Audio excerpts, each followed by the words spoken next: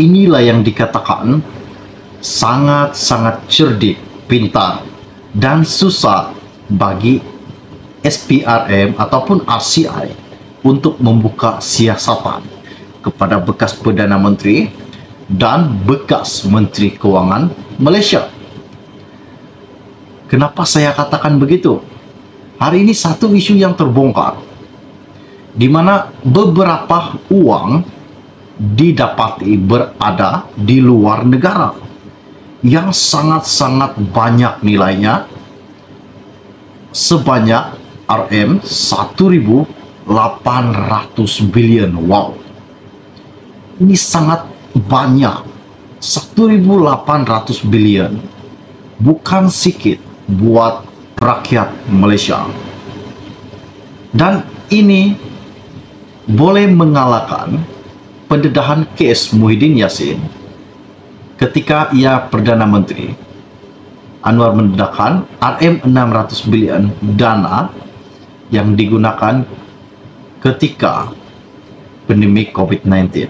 Namun hari ini satu pendedahan mengatakan bahwa sejumlah RM 1.800 bilion berada di luar negara berkaitan dengan satu isu yang mengatakan bahwa Pandora Papers dan juga GFI. Ini sangat-sangat mengejutkan buat seluruh rakyat Malaysia, buat penyokong Muhyiddin pada hari ini. Adakah ini satu tindakan yang salah? Dan adakah ini satu pendedahan yang berjaya SPRM kemukakan dan berjaya buat Anwar Ibrahim? Kenapa saya boleh katakan begitu? Disebabkan pendedahan ini, uang Malaysia yang berada di luar negara sangat tinggi nilainya, sangat banyak. Oke, sebelum saya meneruskan isu yang tergempar pada hari ini, mohon kiranya pertimbangkan, tolong tekan butang subscribe dan sharekan video ini.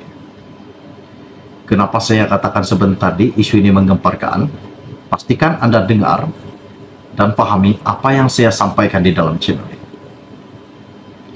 Seorang bekas Menteri Kewangan di Siasat Suruhanjaya Pencegahan Rasuah Malaysia, berhubung Pandora Papers yang mendedahkan mengenai penyimpanan harta di luar negara berjumlah ratusan bilion ringgit. Difahamkan juga, menteri berkenaan sudah diambil keterangan di ibu pejabat SPRM. Siasatan ketika itu adalah menjurus kepada kekayaan luar yang sangat luar biasa yang dimiliki beberapa individu termasuk bekas Menteri Malaysia dan individu kenamaan lain serta keluarga mereka, selain kaitannya dengan syarikat luar persisir di luar negara. SPRM juga menyiasat kemungkinan ada hubungan kait kewangan yang dimiliki hasil daripada tender dan projek kerajaan. Setakat ini tiada pembekuan aset dilakukan oleh SPRM.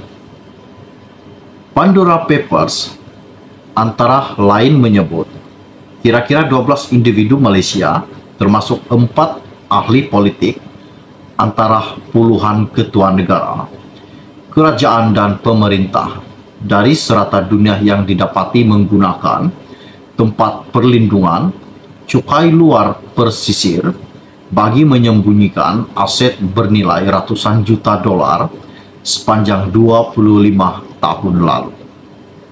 Siapakah bekas Menteri Kewangan ketika pentadbiran ini dan apa yang dikatakan di dalam media ini sepanjang 25 tahun lalu? Jadi selama 25 tahun ini siapa menteri dan Menteri Kewangan? Datuk Seri Anwar Ibrahim juga berkata, menjadi ketua pembangkang pernah mengusulkan untuk membahaskan pendedahan Pandora Papers. Beliau pada sesi Parlimen 2021 Berang malah menuduh Speaker Dewan Rakyat ketika itu sengaja menolak usul tersebut, malah mendakwa Datuk Azhar Azizan bertindak sebagai peguam bela kepada pemimpin politik dan ahli perniagaan yang dikaitkan dalam laporan tersebut.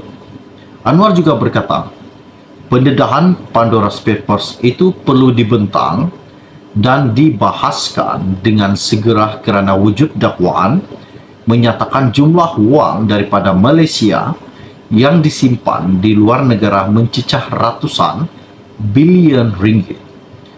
Katanya, ia wajar dibahaskan segera kerana ia bukan sahaja membabitkan Pandora Papers tetapi juga GFI, iaitu Global Financial Integrity 2012 serta pendedahan Panama Papers pada 2015. GFI dan Panama Papers sementara lain mendedahkan pengaliran wang setah negara secara haram ke luar negara berjumlah RM1.800 bilion sejak 2004 hingga 2015. Ini isu yang sangat-sangat menakjubkan buat bekas-bekas menteri Malaysia dan bekas menteri kewangan. Jangan main-main, jangan berani cabar Anwar Ibrahim. Dan Anwar ada mengatakan ia sangat geram ketika itu Anwar sebagai ahli pembangkang dan mengatakan bahawa pernah mengusulkan untuk membahaskan pendedahan kes Pandora Papers ketika sesi Parlimen 2021 yang menuduh Speaker Dewan Rakyat ketika itu Datuk Azhar Azizan bertindak sebagai peguam bela kepada pemimpin politik. Ini yang Anwar tidak inginkan dan apa yang terjadi pada hari ini tertunai dan ini bakal terdedah. Siapakah menteri dan bekas menteri ketika itu?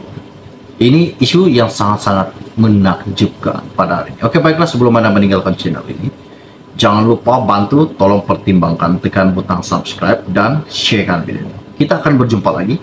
Salam jumpa dan salam kenal. Bye-bye. Siapakah menteri dan bekas menteri ketika itu?